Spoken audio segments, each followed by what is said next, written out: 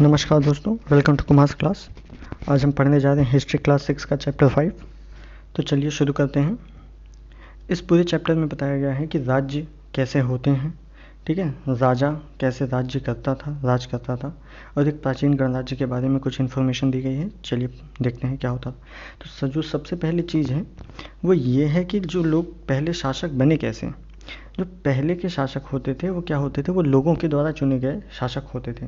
लेकिन आज से करीब 3000 साल पहले हुआ क्या कि इनका इस प्रक्रिया में भी कुछ परिवर्तन देखने को मिले। होता क्या था कि जो बड़े बड़े यज्ञों का आयोजन होने लगा, राजा के रूप में प्रतिष्ठित हो गए। होता क्या था इन यज्ञों में, आइए देखते हैं। जो सबसे एक ज़रूरी यज्ञ मिलता है उसको कहते हैं अश्वमेध यज्ञ।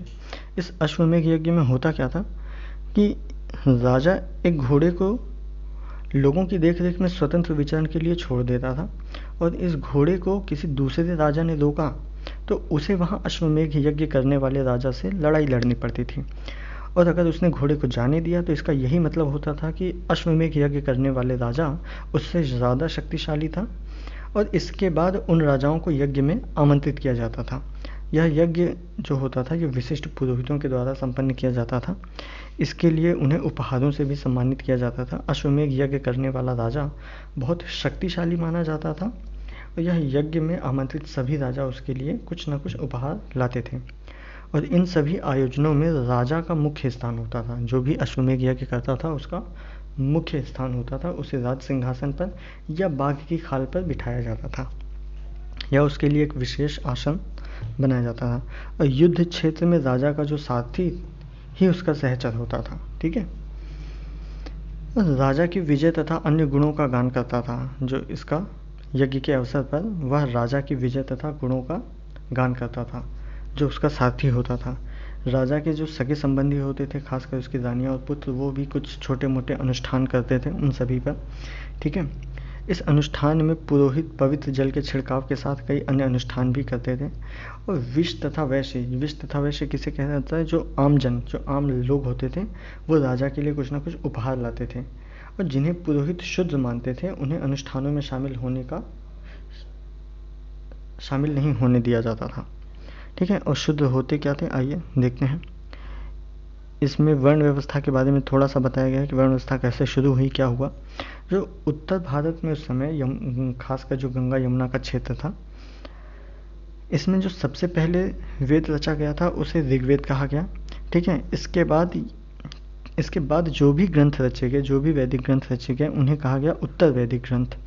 इसमें कौन कौन से थे, सामवेद, यजुर्वेद, अथर्ववेद तथा और भी बहुत सारे ग्रंथ जो भी लिखे गए थे। और ये सारे ग्रंथ पुरोहितों द्वारा रचित थे, ठीक है। इसमें विभिन्न प्रकार के अनुष्ठान और उनके संपादन की विधियाँ बताई गई थी। इन्हें सामाजिक नियमों के बारे में भी बताया गया था।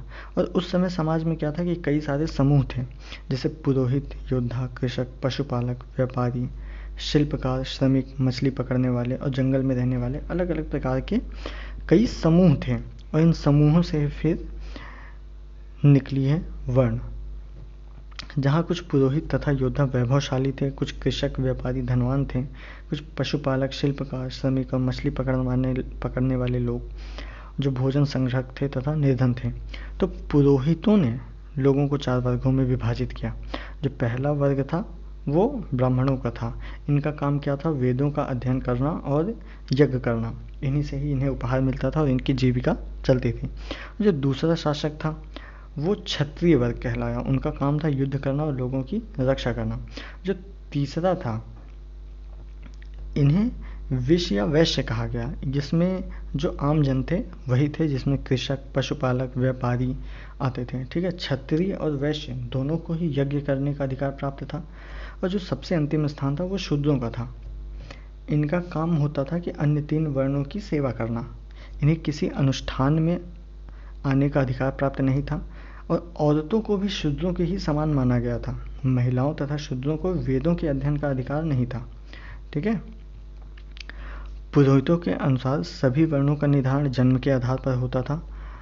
जैसे कि ब्राह्मण माता पिता की संतान जो होगी वो ब्राह्मण ही होती थी। बाद में कुछ लोगों ने इसे अछूत माना और कुछ लोगों ने इन सारी चीज़ों का, वर्ण व्यवस्था को स्वीकार करने से मना किया। ठीक है। वे लोग आते थे जैसे शवों को दफनाने वाले, जलाने वाले, ये सब किस में, अछूत में आते थे। ठीक, कुछ लोगों ने इस वर्ण व्यवस्था को अस्वीकार किया। इसमें होता क्या था कि कुछ राजा जो थे वो खुद को पुरोहितों से श्रेष्ठ मानते थे। कुछ लोग जन्म के आधार पर वर्ण व्यवस्था सही नहीं मानते थे। इसके अतिरिक्त कुछ लोग व्यवसाय के आधार पर जो लोगों के बीच भेदभाव था उसे उचित नहीं समझते थे। कुछ लोग चाहते थे कि अनुष्ठान संपन्न करने का अधिकार सभी के पास हो। ठीक, लोगों ने छुआछूत की आलोचना भी की।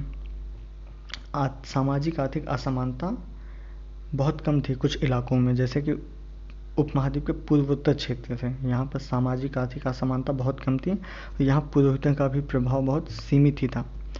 अब एक शब्द दिया है जनपद। जनपद क्या होता है, आइए देखते हैं।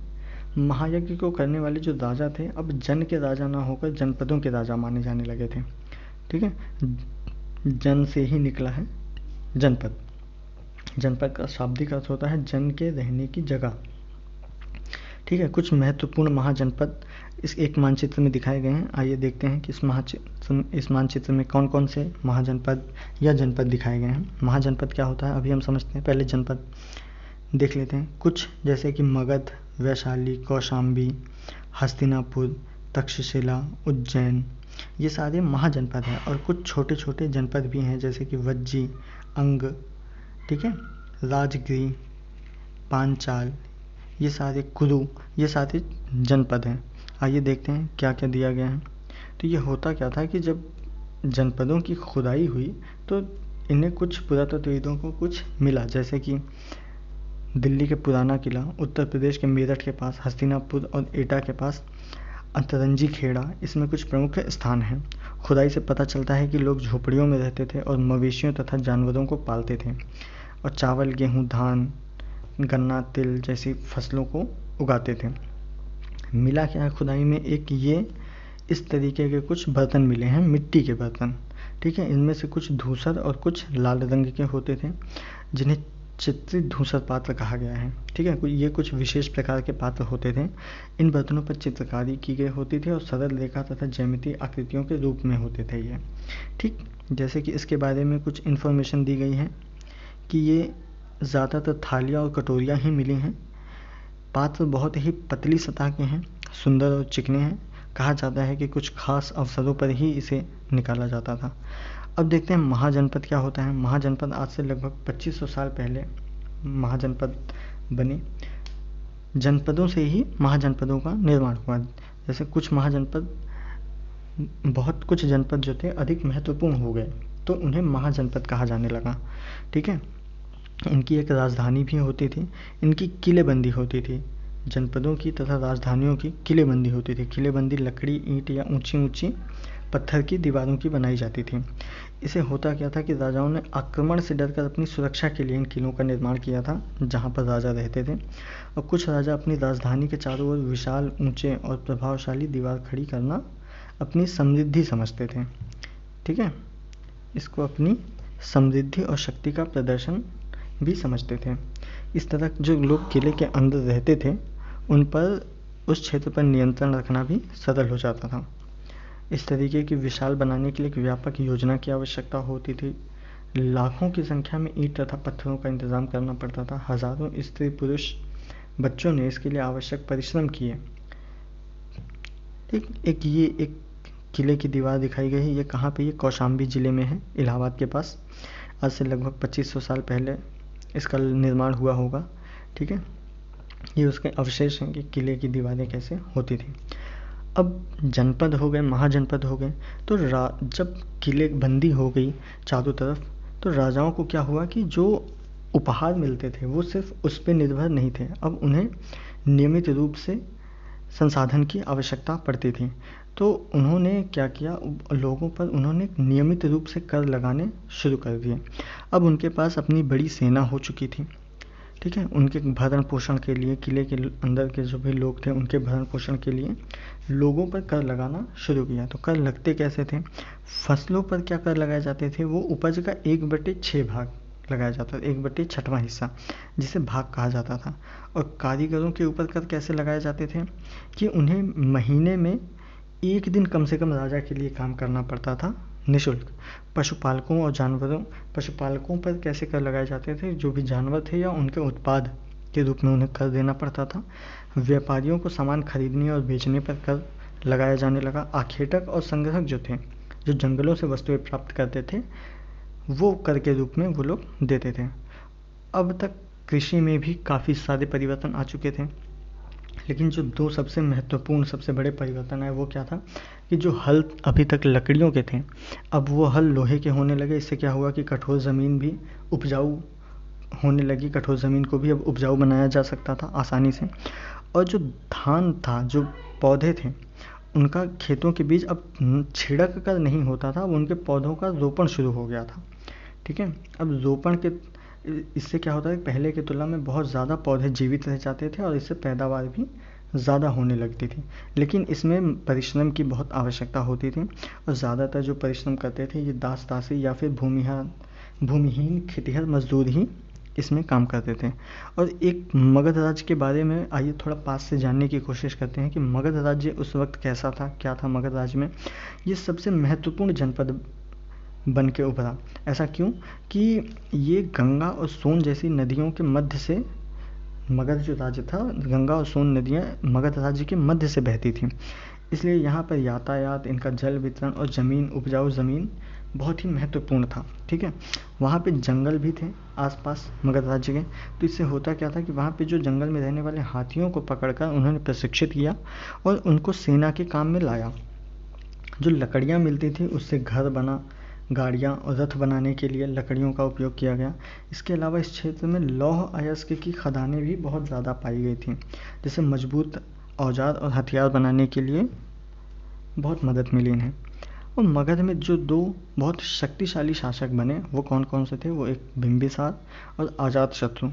ठीक है, और एक और इनमें महत्वपूर्ण शासक था महापद्मनंद। महापद्मनंद भी मगध का एक महत्वपूर्ण शासक बन के निकला। ठीक है, और इस उपमहाद्वीप के उत्तर पश्चिम भाग तक फैला लिया था अपना नियंत्रण, जो भी मगध राज्य का था। ठीक है, और बिहार में राजगिरी, आधुनिक राजगिरी कई सालों तक मगध की राजधानी रहा, लेकिन बाद में मगध की राजधानी पाटलिपुत्र बन गई, जो आज का पटना है।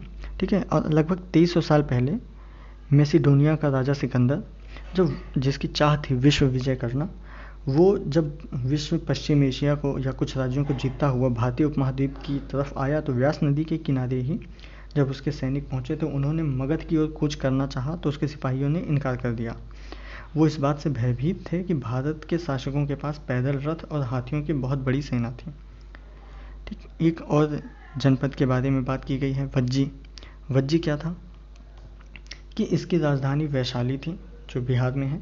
ठीक है, ये यहाँ पे अलग किस्म की शासन व्यवस्था थी। अलग किस्म की शासन व्यवस्था मतलब यहाँ गण या संघ जिसे कहा जाता था। गण का मतलब होता था कई सदस्यों वाले समूह। ठीक है, और संघ का मतलब होता था संघ अर्थात संगठन या सभा। ये इसमें क्या होता है, इसमें कई सारे शासक होते थे, प्रत्येक व्यक्ति राजा कहलाता था। जब भी कोई अनुष्ठान करना होता था या कुछ भी संपन्न करना होता था, तो ये सभाओं में बैठकर बातचीत कर कर बहस या वाद विवाद के जरिए तय कर लेते थे कि क्या करना है। ठीक है, और शत्रुओं के आक्रमण से निपटने के लिए वे मिलकर चर्चाएं करते थे। स्त्रियां, दास और कम्मकार इन सभाओं में हिस्सा नहीं लेते थे। जो भगवान बुद्ध और महावीर भी इसी गण या संघ के ही शासक थे। वज्र संघ का यह एक वर्णन दिघ निकाय से लिया गया है। दिघ निकाय एक प्रसिद्ध बौद्ध ग्रंथ है। ठीक है, तो इसके बारे में आज पढ़ते हैं। ये लगभग आज से 2300 साल पहले लिखा गया था। तो अजातशत्रु और वज्र संघ के बीच कैसा तालमेल था, क्या था, आइए देखते हैं। तो अजातशत्रु ने वज्र संघ पर आक्रमण